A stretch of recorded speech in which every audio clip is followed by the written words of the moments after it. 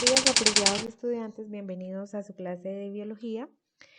En el día de hoy daremos una introducción a la reproducción sexual en plantas. Hablaremos de algunos tipos de plantas que desarrollan esta reproducción. Bien, primero que todo definiremos qué es reproducción sexual. Este tipo de reproducción es mucho más compleja que la sexual y requiere de individuos de otro sexo para que se pueda lograr. El nuevo individuo surgirá a partir de dos células especiales denominadas gametos. Y esta palabra es muy importante que la tengamos en cuenta porque la vamos a utilizar durante esta y la otra semana. Los cuales se han originado por meiosis y que proceden de dos parentales. ¿Listo? Por eso es que aquí hay una gran diferencia con la reproducción asexual. Necesitamos sí o sí dos parentales para que se puedan producir esos gametos. También la diversidad genética que se produce tiene muchas ventajas. Si cambia algún factor ambiental y la descendencia presenta variabilidad, puede haber individuos que sobrevivan a las nuevas condiciones. Entonces, la mayoría de organismos que presentan este tipo de reproducción tienen la capacidad de sobrellevar condiciones ambientales, condición de estrés nutricional, diferentes condiciones que van cambiando dependiendo la época del año, dependiendo de cambios climáticos, ¿sí? Entonces, esa variabilidad genética y esos cambios, pues, tienen esa ventaja.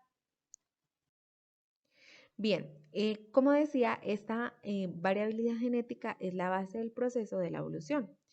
Mientras que en la reproducción sexual se presenta esta variabilidad genética, recordemos que lo habíamos visto durante varias clases, que en la reproducción asexual en plantas esto nunca va a pasar. No vamos a tener esa variabilidad genética. Bien, vamos a ver el primer tipo de plantas que presentan este tipo de reproducción. Los primeros que veremos son los musgos.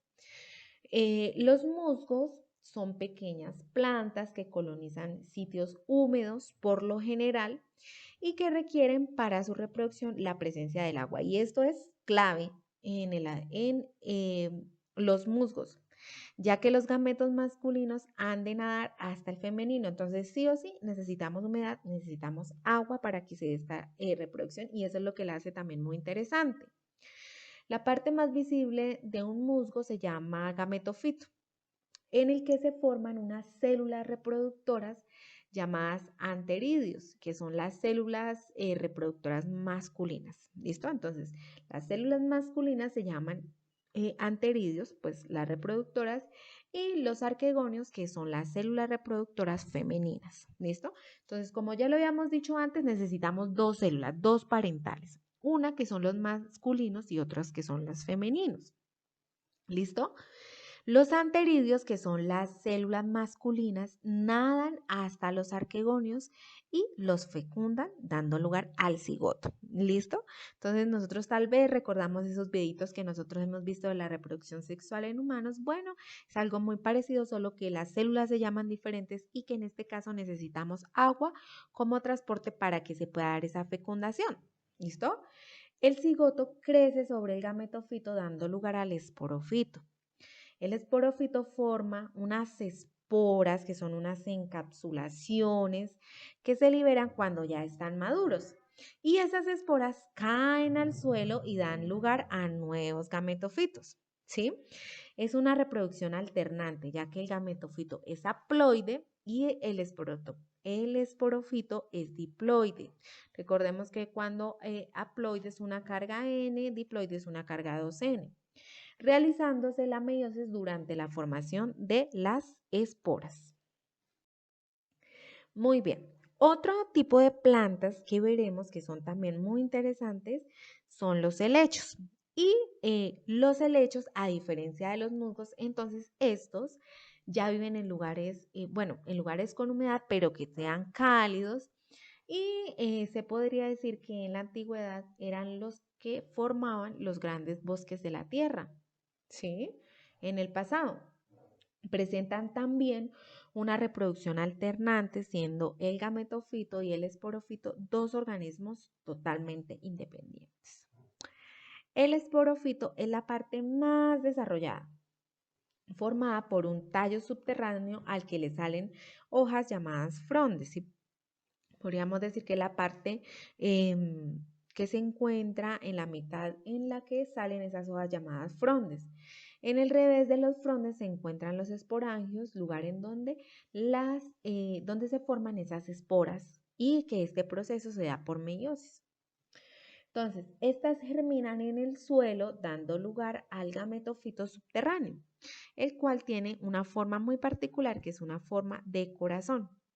Y allí entonces se forman los anteridios, que recordemos que son las células masculinas, y los arquegonios, que son las femeninas. Los anteridios nadan también hasta los arquegonios y cuando se fusionan entonces dan siempre lugar al cigoto, que nosotros ya hemos conocido que es esa primera célula fecundada por ambas cargas.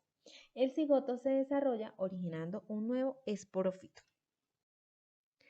Bien, finalmente en esta clase veremos los gimnospermas. En la siguiente clase seguiremos viendo algunos otros tipos de plantas también, como los angiospermas, pero en esta finalizaremos con los gimnospermas. Entonces, son plantas con verdadera raíz, tallos y hojas, y a diferencia de los otros dos, ¿no? Que no habíamos visto que tenían esas estructuras. Y estas se caracterizan porque el cigoto da lugar a semillas sin ningún tipo de envoltura carnosa. ¿Listo? De ahí a que se llaman desnudas, también se les conoce por ese nombre, siendo las más conocidas las coníferas como los pinos, los cedros, los enebros, entre otros. ¿Listo? Entonces, una vez que se libera esa semillita, esta cae y da lugar a un árbol nuevo. Recordemos que aquí sí estamos hablando de una planta como tal, con todas esas estructuras que nosotros usualmente las conocemos, a diferencia de las que hemos visto anteriormente. Bien, los conos masculinos, estos como los que estamos viendo en la imagen, desarrollan los granos de polen o los gametos masculinos, ¿sí? Mientras que en los conos femeninos se forman los óvulos o los gametos femeninos, siendo estos conos más grandes, duros y se llaman piñas. Recordemos esos árboles que nosotros siempre hemos visto, esa especie de frutos así como que las que vemos en la imagen que les decimos, ah, mira, esas son las piñas. Bueno, pues esas son grandes estructuras en las que se acumulan o los gametos masculinos o femeninos, ¿sí? La reproducción es anemógama. ¿Qué quiere decir eso? Es que el viento es el que desplaza los granos de polen hasta los óvulos, ¿sí? Se necesita esa aspersión a través del viento para que esos granos, ¿sí? Ese polen pueda llegar hasta los óvulos. Tras la fecundación, o sea, después de que se dé esa fecundación, esa unión, ¿sí? Se forman las semillas que contienen el embrioncito como tal y una cubierta muy dura que lo que hace es protegerlos. Una vez se libera esa semilla, esta cae y da lugar a un nuevo árbol. ¿Sí? Entonces podemos ver, chicos, cómo aquí ya se involucran esas dos células, una parte femenina, otra parte masculina, que dependiendo el tipo de plantas, hay algunas que se encuentran recubiertas en grandes estructuras duras, hay otras que no son así, hay otras que simplemente viajan a través del agua como las que habíamos visto. Cada planta tiene, o cada tipo, ¿no? No digamos que como cada planta individual, sino cada grande grupo tiene como una característica de cómo se da ese proceso de reproducción.